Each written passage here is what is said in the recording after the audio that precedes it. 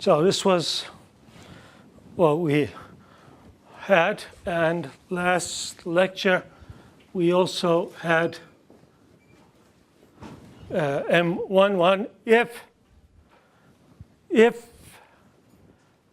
the set of subgame perfect Nash solutions of the game gamma 1, the game in which player 1, the game which starts with player 1 making an offer, if this game had subgame perfect Nash solutions, then the maximum payoff utility that player 1 could get in the game gamma 1 was, last lecture we showed that was 1 minus delta 2, 1 minus delta 1, delta 2, which was also equal to M11, the minimum payoff, the minimum utility that you can get. And then we also showed, well, this follows by symmetry.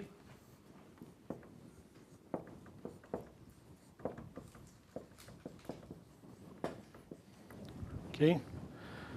And we were trying to find the subgame perfect Nash solutions based on that. But at that stage, as if I remember correctly, well, we stopped and we asked something that we should have asked at the very beginning, which is, what does strategies of player 1 and player 2 look like?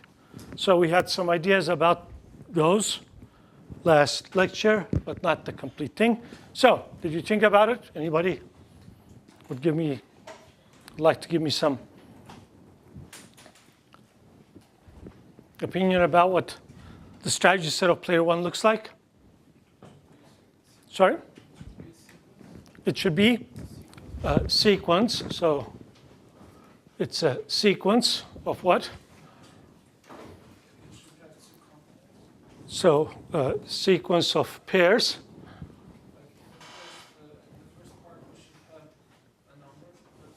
So give me a symbol first. A1 comma T. B1 L, not T. So the sequence, what does the sequence run? What is the variable in the sequence? So no, what's changing? So there's T and L.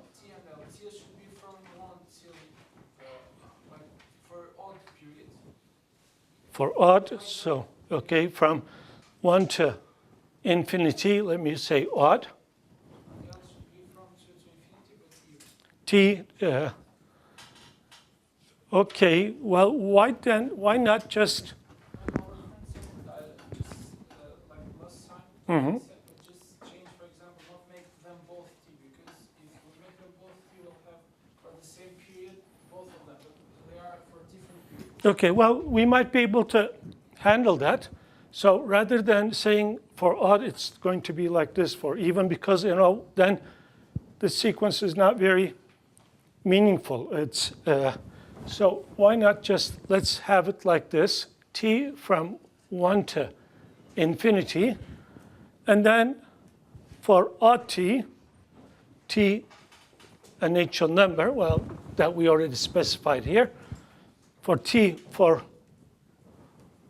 odd T, what do you know about A1T?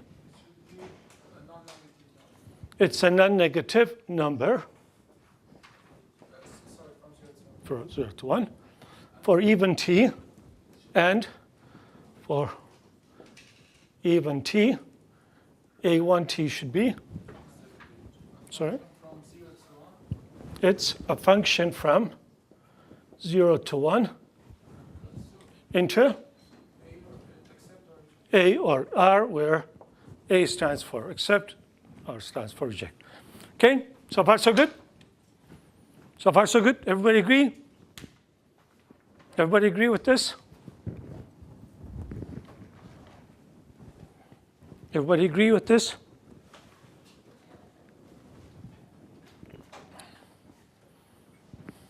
Okay. Anybody agree? Everybody agree with this? Not anybody. There's at least one person agreeing with this.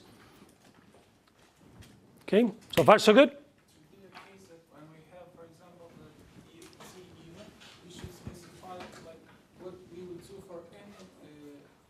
offer that we are being offered. So that's why you have this, okay? So when t is equal to 1, it's odd. Player 1 takes an action here. He chooses a number between 0 and 1. That's all you have to do. So when t is even, then we're talking about this period. For example, when t is equal to 2, it's even. We're talking about this period. So for every offer of player 2, player 1 should say whether he or she accepts or rejects. So far, so good? Yes? Okay. Well, remember, this is only a generic branch of infinitely many branches that this game has. Okay? So somewhere over here, we have x1 prime, where player 2 accepts or rejects, and if he rejects, player 2 again, and now it's player 2's turn to make an offer, where he can choose any number between 0 and 1, which is x2 prime maybe. Then player 1 takes an action. He can accept or reject. Well, if this tells us what player 1 is going to do here, what tells us what player 1 will be doing here? And here, and here, and here, and here. In all these histories.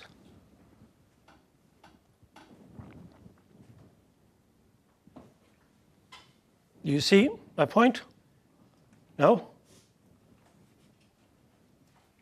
Well, let me simplify it. Let's take that. It's not. Let's say that player 1 can make only 2 offers. Player 2 accepted, rejected, accepted, rejected. Then player 2 made an offer. He had only 2. Okay? And then it's player 1's turn to take an action. Okay? So player 2's offer. Okay, so there's 2 offer. A, B, well, X, Y, X, Y, X, Y. So player 1, X, Y, X, Y, X, Y.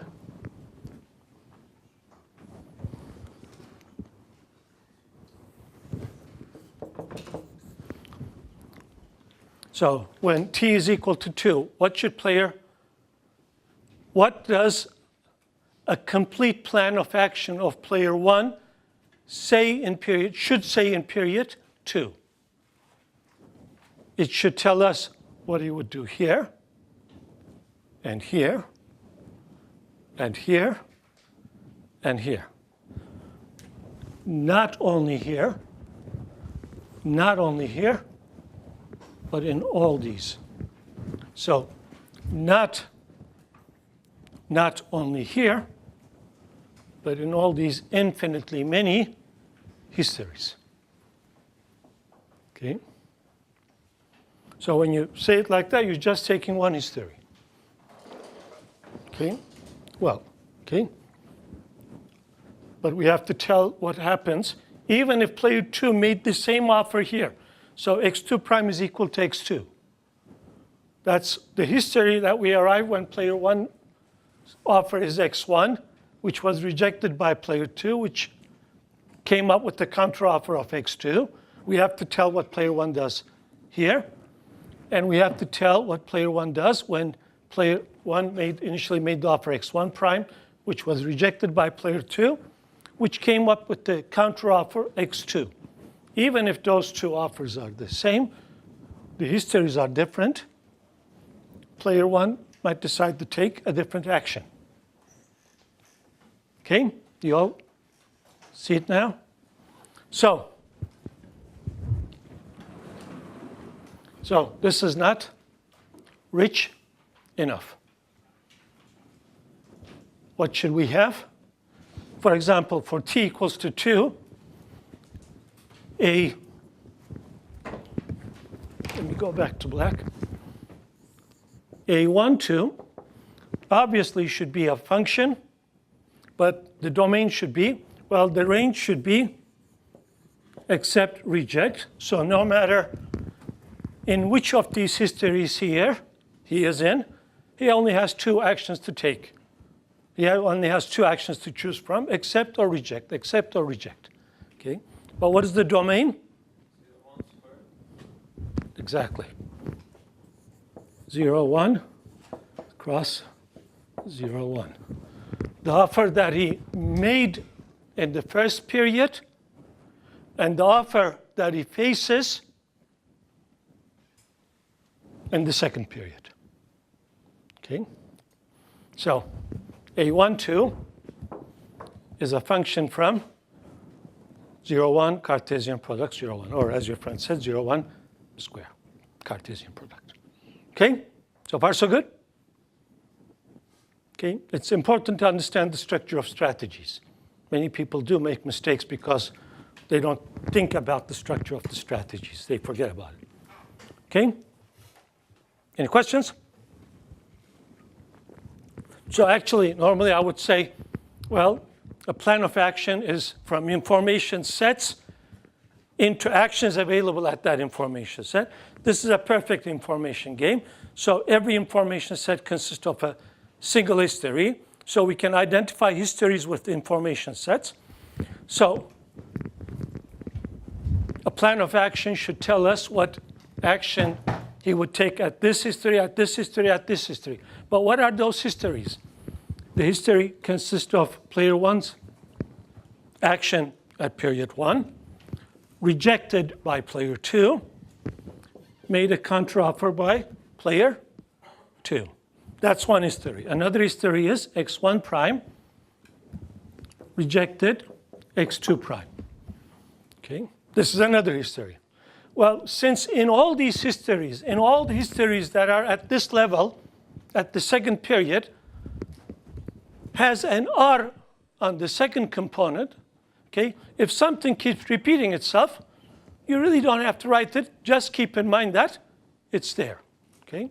So strictly speaking, it's from 0, 1, Cartesian product R, Cartesian product 0, 1, into AR, because it's a function from information sets to actions available at those information sets. But this is just an R. So you really don't have to write it. Just keep in mind that in order to come to the stage, player 2 had to reject the offer made in the first step. Okay? So far, so good? So far, so good? Any questions?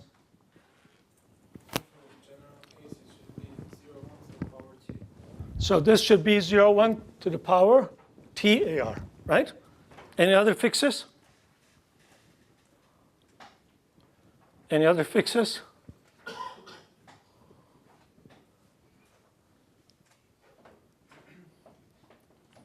Well, let's look at the third period. At the third period, player 1 has to make an offer here, an offer here, an offer here, an offer here, an offer here, an offer here, an offer here. That is, he has to decide on how much to offer in all these histories, right? Player 1 made an offer, rejected by player 2. Player 2 made an offer, rejected by player 1. Now he has to make an offer. Same thing, okay? But again, since these R's repeat, we can just erase them and just think that they are there. So a 1t, when t is odd, should be, it's not a number, it's a function. It's a function. Well, we know what the range is. 0, 1. What is the domain? Exactly, 0, 1, t minus 1. With the convention that 0, 1, t t minus 1, we take it to empty set. So a function which maps the empty set to 1, it's just a number, okay? Or if you want, write it separately, okay? Okay? So far, so good? Okay, any questions? So, or maybe it's better to write it. A1, 1 is an element of 0, 1. And A1t is a function from 0, 1 to the power t minus 1 to the interval 0, 1 for t greater or equal to 3. Okay? I'll leave this to you. Okay? So the animals that we're looking for, so we're looking for a subgame perfect Nash solution. So we're looking for a pair of strategies, one for player 1, one for player 2. They're complicated animals like this. Okay? Okay? So when player 1 is making an offer at the 5th period, he can base his offer on what he did in the 1st period and the 3rd period and what player 2 offered in the 2nd period. That's possible. Okay?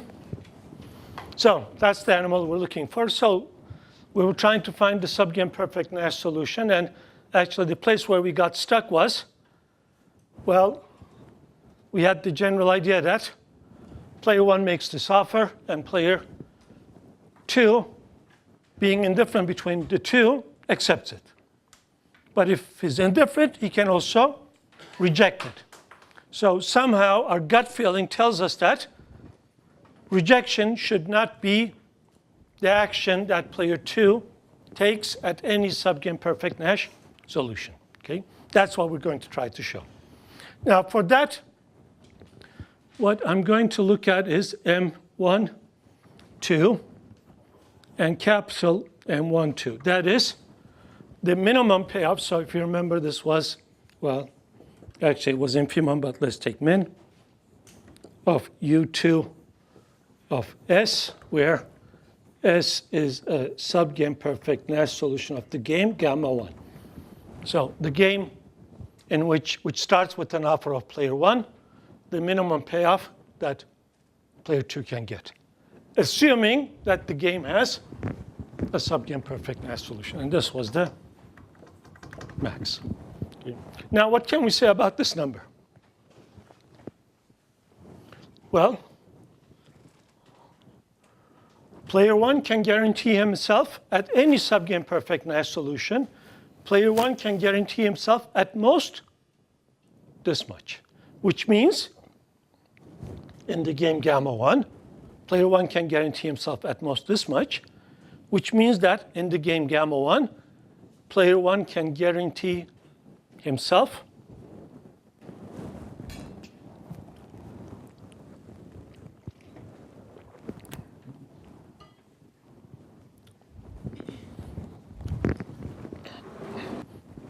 player 1 can guarantee himself exactly this much. The minimum and the maximum are the same. If a subgame perfect Nash solution exists, then this is what player 1 can get in the game gamma 1 at any subgame perfect Nash solution. So then what can you say about M1, 2?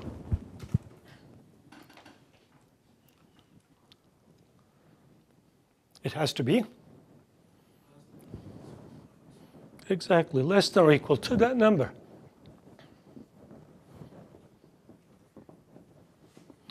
Which turns out to be, let me do the arithmetic, I keep making mistakes.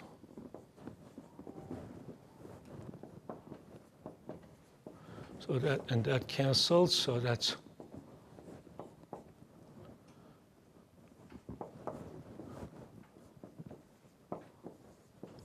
okay. Now, what about M1, 2?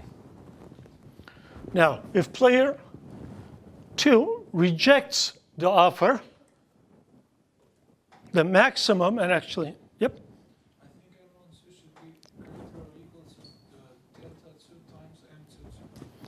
should be greater or equal to delta 2 times.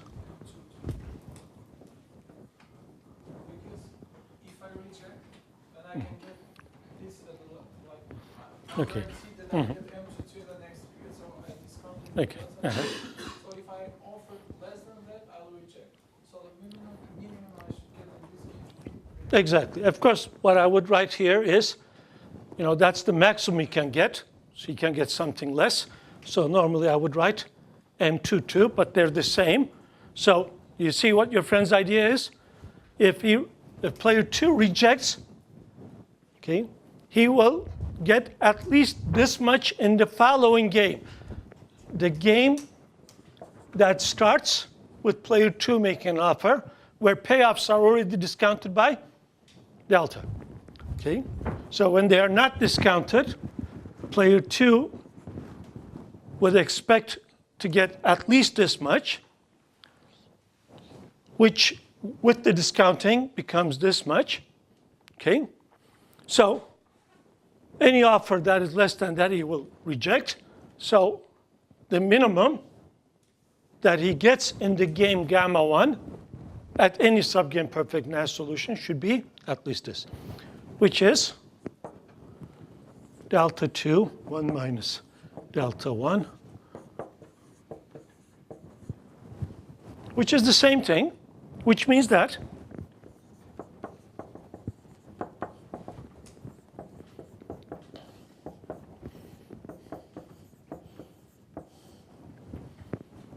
okay.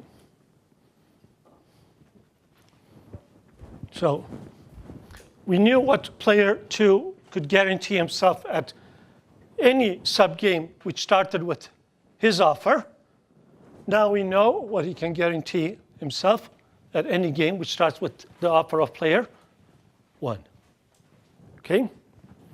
Again, because of this is bigger than that, so we squeeze them, we have equality. Okay? So far, so good? So what is the importance of this? Sorry? Player 2 is, when he has this offer, is indifferent between accepting and rejecting. But something more important than that. Okay? The minimum that player 2 can get at any game which starts with the offer of player 1, or the maximum, plus the minimum that player 1 can get at any game which starts with his offer, that is in the game gamma 1, is equal to what? Is equal to 1. This plus, where is it?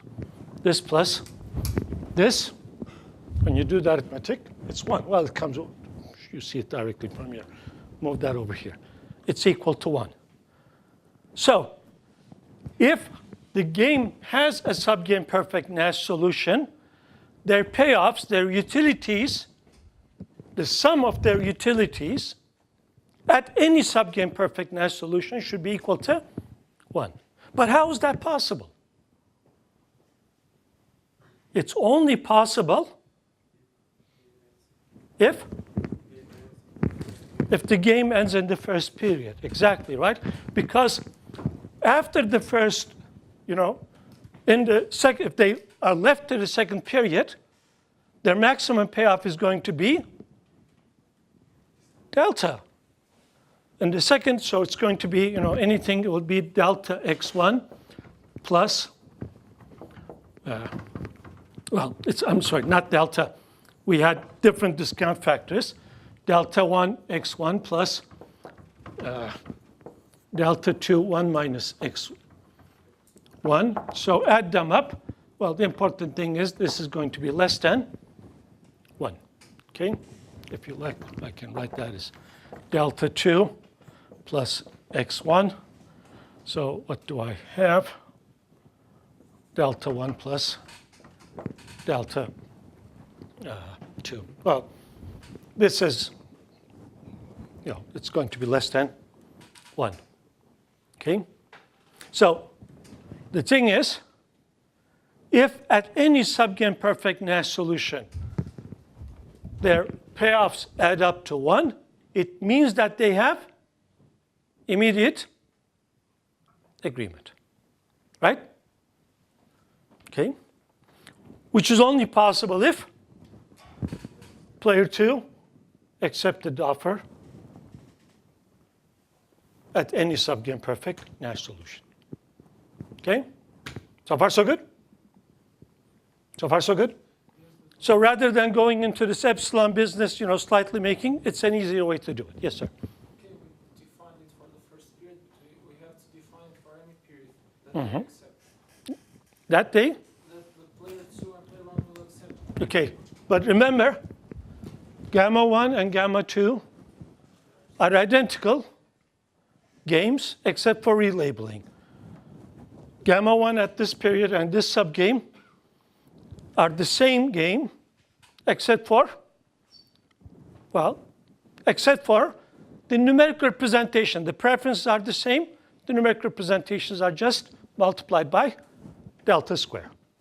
Okay? They are all the same game. Okay? So far, so good? By the way, we still haven't shown that there is a subgame perfect Nash solution. All we had done so far is all hypothetical. We said, if there is a subgame perfect Nash solution, it should satisfy these conditions. Okay? So what does that animal look like?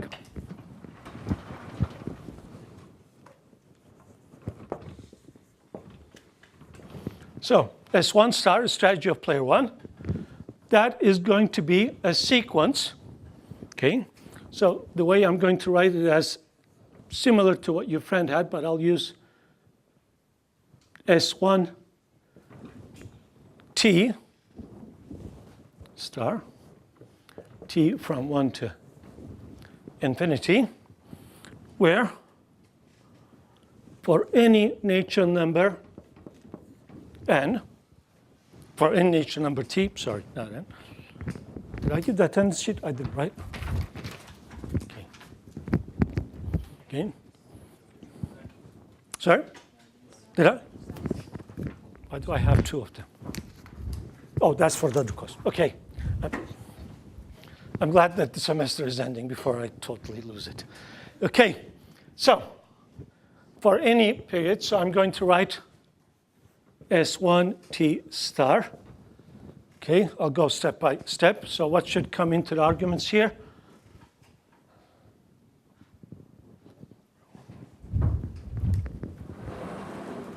Well, first of all, it will depend whether T is odd or even. Okay, so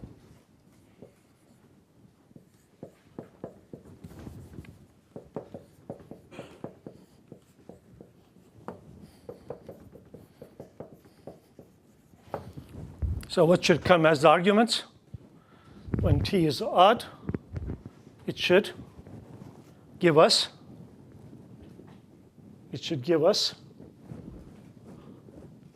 T minus 1 numbers.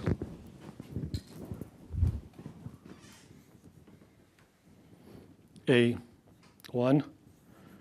A2, AT minus 1. Oh, let me write it step by step. Okay. So that's equal to, sorry, it's going to be equal to, well, if T is odd, it's his turn to make an offer. And what does he offer? Again, by offer, we mean he tells how much player 1 should get. Exactly, right? Well, that's what we had. 1 minus delta 2, 1 minus delta 1, delta 2. Okay? And if T is even,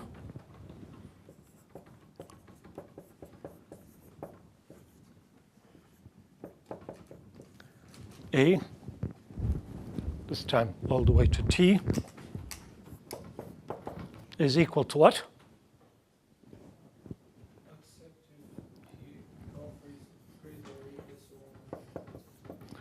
Except if? the offer he faces. Which is?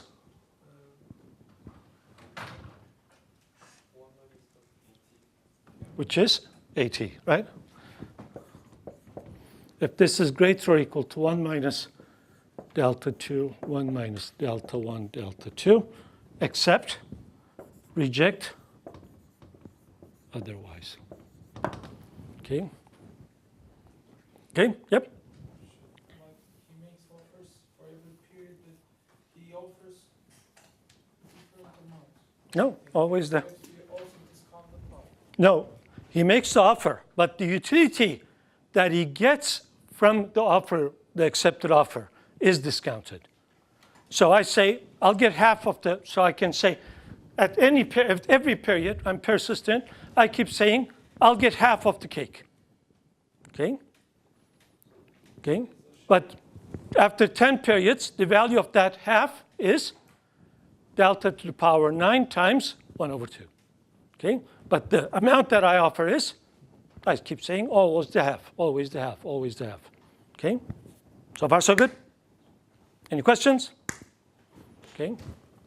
So again, equality is put in here because this condition says that at any subgame perfect Nash solution, agreement should come at the first period, which means that players should accept.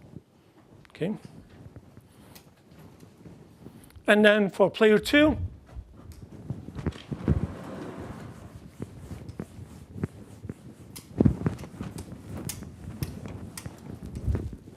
for player 2,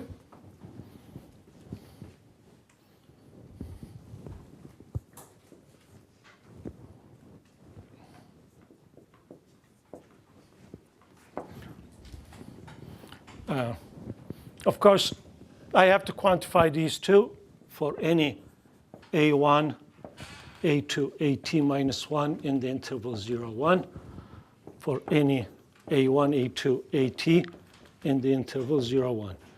Make sure that you quantify all the variables. Even though it's clear what it is for you, you should make a habit of writing them. It might not be clear for somebody who's reading your work. Okay? So, for any t in n, if t is odd, for any, so what do we have? What do we have? A1, A2 to A.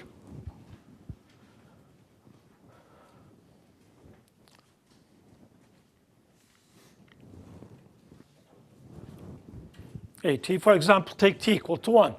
The first period, what does player 1 do? I'm sorry, player 2 do? Decide whether to accept or reject any offer that player 1 makes in the first period. That's equal to accept if, again, we took the convention that AT represents how much player 1 should get. So accept if AT is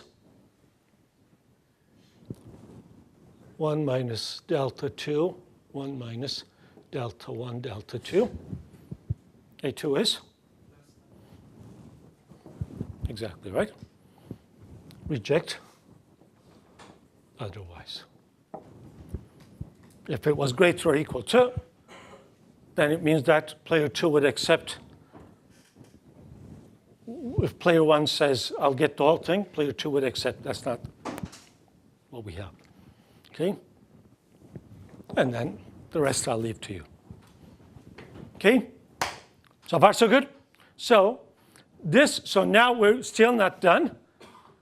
If there is a subgame perfect Nash solution, it has to be a profile consisting of this S1 star and this S2 star, because these are the, well, this is the only strategy profile that yields this for any subgame of gamma 1. Okay? So if there is any subgame perfect Nash solution, it has to be this. Is it? Well, then it's very easy to check. You just check if S1 star is the best response to S2 star and vice versa. And that's very trivial. I will not do it. Okay? So actually, This is our subgame perfect Nash solution. Okay? So we started by, if there was a subgame perfect Nash solution, what would it look like? Using the symmetry in the game, and that's a very strong tool that we have in our hand, because the game is infinite, and the symmetry of the structure, any subgame is actually, again, I'll use the mathematical term, isomorphic to the original game.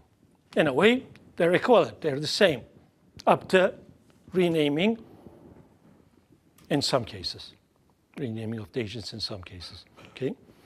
Using those, we said, if there is a subgame perfect Nash solution, what does it look like? Well, it has to look like this. Then, once you have that, it's trivial to check that this is a subgame perfect Nash solution of the game. Okay, any questions? So, outcome induced.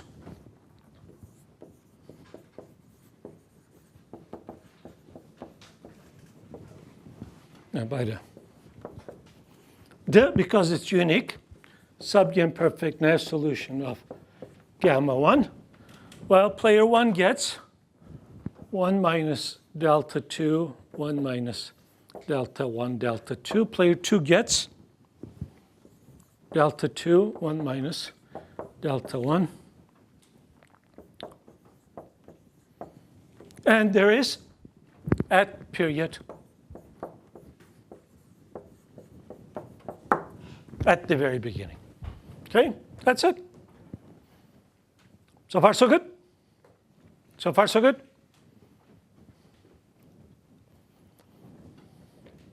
So actually, once you do this, there are questions that you should ask yourself, which are,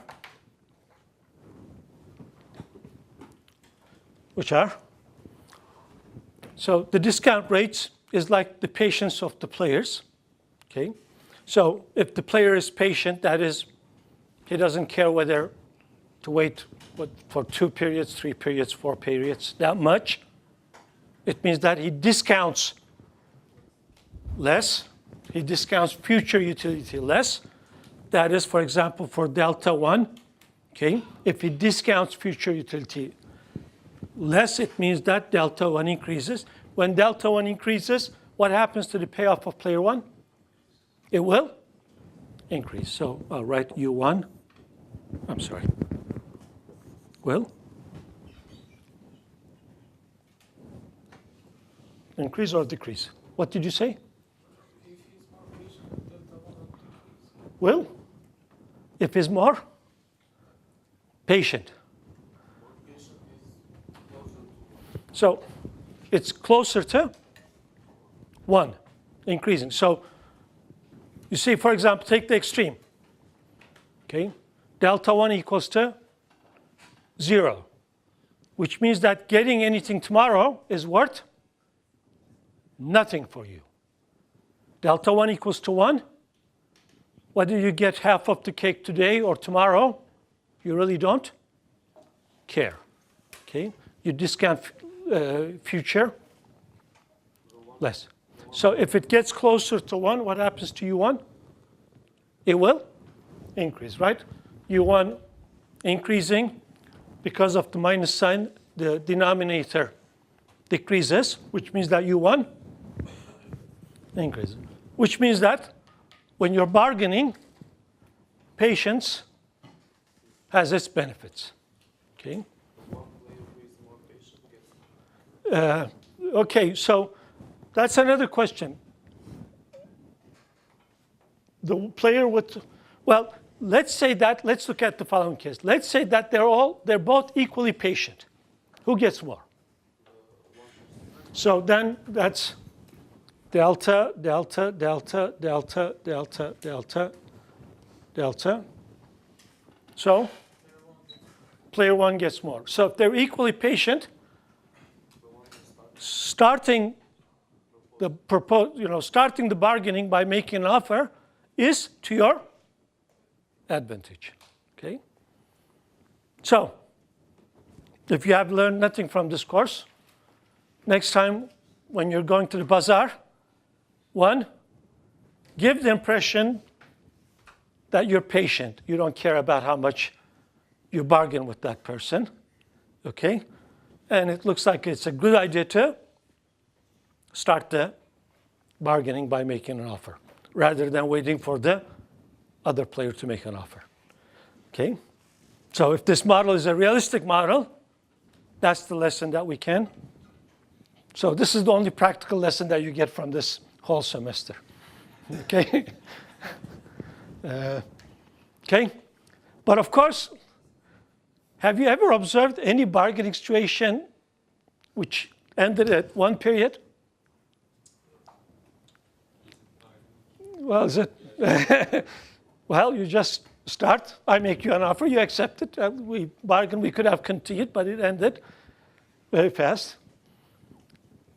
Well, it depends.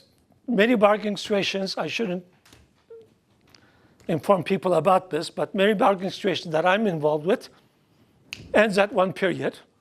Not to my benefit usually, but even though I do game theory, I don't like bargaining. So you always regret it? Yeah, well, not always. There is, let me put it this way. Bargaining has an extra cost to me. So in that sense, I don't regret it. I actually avoided that cost. But in many situations that I observe, go to Ulus, go to the bazaar, you'll see most bargainings take more than one step. So what's happening? Well, our model is not a very realistic model. It's a very simplistic model. My guess would be, you see, in order to set up the initial offers and decide on what you have to accept and reject, you have to know delta 1 and delta 2. Well, knowing your own delta 1, I think, is not something easy, but you might. But the offer that player 2 makes not only depends on his discount rate, but it also depends on the other player's discount rate. So my guess would be the initial steps are actually steps where we try to figure out the delta of an opponent. That's one. But to test this, we need a much more complicated or richer model, okay? But that's one guess why bargaining, unlike what is predicted here or prescribed here, most, not all, takes more than one step. And that step actually might be the steps where we try to figure out the patience of our opponent, the discount rate of our opponent, okay? You have to write a richer model, see what happens, see what the predictions is. Any questions? Any questions? Before we finish this, so subgame perfect Nash solution seems like a good idea, but like any solution concept in game theory, it has its drawbacks, it has its negative sides too, it has its cons too. Let me give you, in the couple of minutes that was left, let's take a look at, again, another very standard game studied in game theory. So two people, it's very similar to the game that we looked before, but it's simpler. So player 2 can say, stop. I think last time I used continue, go, I kept messing it. Then if he says continue, then player 2 plays, stop, continue. Then player 1, stop, continue. Then player 2, stop, continue. Then player 1, stop, continue. Unlike the game that we studied, which was infinite horizon, this is finite horizon. So payoffs, let me put 2, 2, 1, 4, 3, 3, 5, 2, 5, 4, and then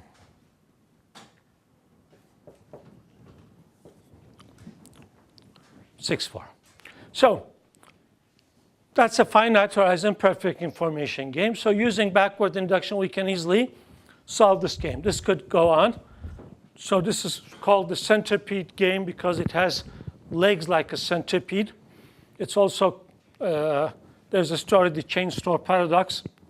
I will not go into the details now because of the time limit, but I would recommend that you read about that in Osborne's book, or it's a standard game. It's available in many books.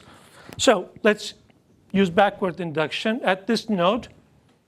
So players should be rational at every subgame. So that's a subgame. Rationality says player 1 should say stop, should take the action stop.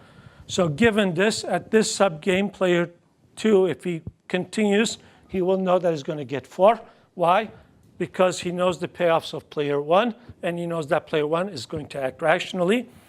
But if he says stop, his payoff is going to be 5, so he says stop. So we use backward induction. And what happens is the outcome, not the subgame perfect Nash solution, the outcome induced by the subgame perfect Nash solution is player 1 stopping at period 1, and the associated payoffs are 2, 2. Okay, that's what the subgame perfect Nash solution is. But put yourself in player 2. So you're saying, well, just one more minute and I'll stop. You're saying, well, if I come to this node, and if I play continue, player 1 having these payoffs and being the rational person will play stop. That's why I should play stop here. But how did you come up here? Well, you came here by player 1 playing continue twice. Okay. Well, if player 1 was a rational person and his payoff were as listed here, he wouldn't have played continue here. He would have played stop. He wouldn't have played continue here. He would have played stop.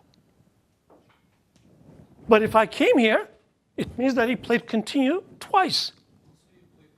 Sorry? Also, I did play continue. Okay. Okay. So what would I think if I'm here? I actually think of this as a long chain. Okay. Well, I would think either the payoffs of player 1 is not as I think it is, or player 1 is not as rational I think he is. Okay? So subgame perfectness does not take these into account. If those were the cases, we would have never arrived here. And I would have never asked myself, what would I do if we come here? Okay? So then people invent new solution concept and so on. Next lecture, we'll look into another one. Okay? Let's take a break.